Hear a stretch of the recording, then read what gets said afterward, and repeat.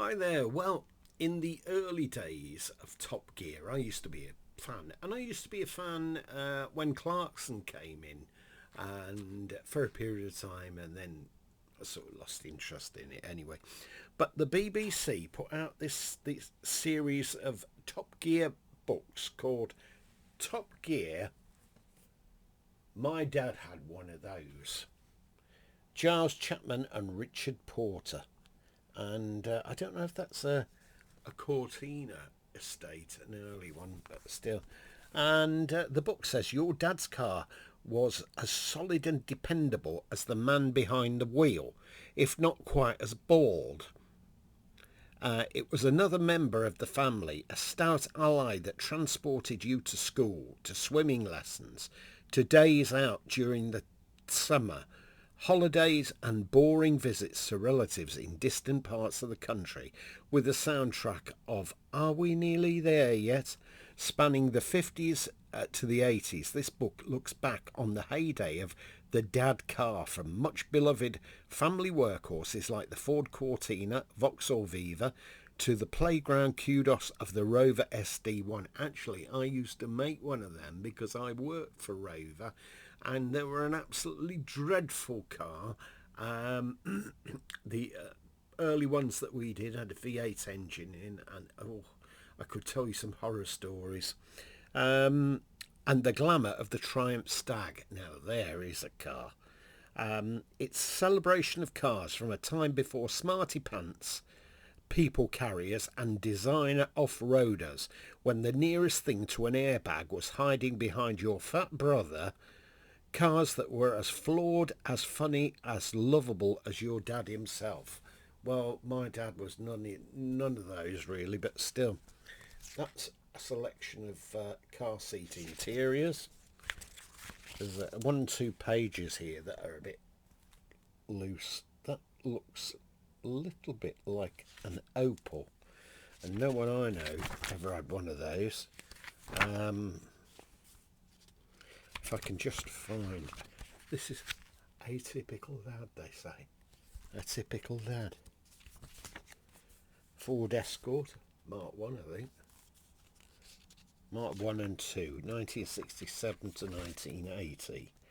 Now, if I can just find something for you. Morris Marina, another dreadful car that a girlfriend of mine, her father had one, and her brother, and they had one. They both worked in the car industry and should have known better.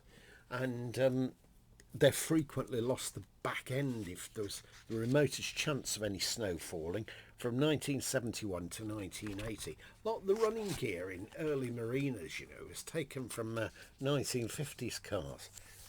Another one, Austin 1100. They were in production for a while, 62 to 73. They did have problems though. Hillman Avenger. This was another one that was a flipping rust bucket. I think it was made by Roots, that, and then later Chrysler. Hillman Avenger. I can remember my brother renting one of these when he came over from the States. We went on a trip down to London. Oh, it was not a good ride, and the things rusted like nothing on earth. Vauxhall Viva, not a bad one, that. Austin Allegro, well, that has a long history of people having mishaps with them, and earlier on they had a square steering wheel for a short period. I'm just flicking through this. There's some chap with a lady shoving a load of wood into, I think that's an Austin Cambridge. I think it's an Austin Cambridge estate. Datsun Sunny, Volkswagen Golf, good car. Toyota Corolla, good car. Austin Maxi, another rust bucket. And loads of friends of mine had to have tons of welding done on the Austin Maxi once they'd had them a while. They used to use them for fishing trips, you see, so they could get to some place where they were going to fish and then sleep overnight and get up early and do the fishing. Ford, that, I think it's a Zodiac, that one. This was one that the bonnet was far too long for the car. Not exactly very stable. Executive Dad, they called it. Triumph 2000, good. Granada, 72 to 85, that was. That's the notorious SD one. You don't see him about very often. Sometimes at car rallies. I did see one that some guy had got. His father had bought it him as a youngster to have in the garage to play with, and over a period of years he restored it, and it was quite nice.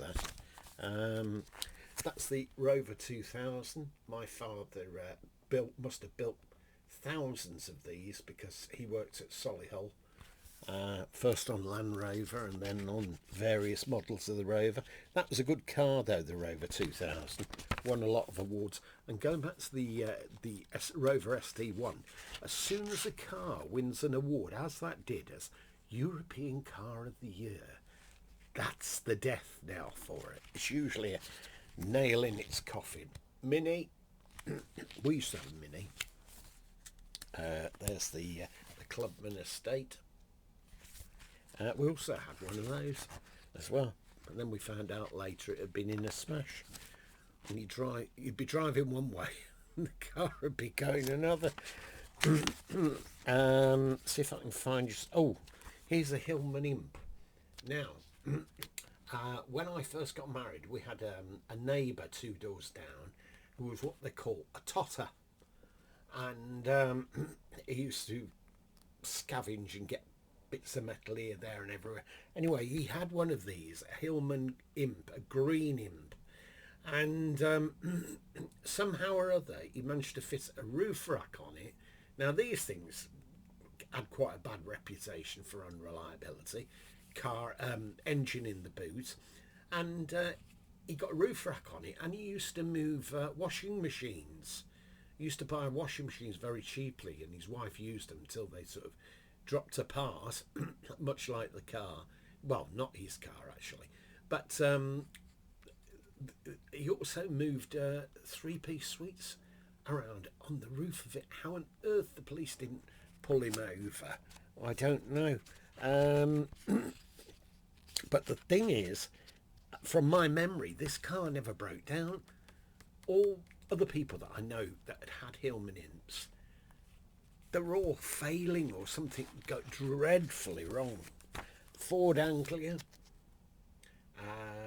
My girlfriend had one of these in maroon and a white roof, and we went up. We took my my mother and father, and we went up to see Roy at Gothersley Hall in this, and parked it alongside his one of his Jensens. I wished I'd had a camera then; it would have looked quite funny. But my dad used to refer to those Ford Anglias as sardine tins. Anyway, there it is. That's the Top Gear book. Hope you've enjoyed seeing that, and if you have, leave a like and even subscribe. Thanks. Have a great day. Bye for now.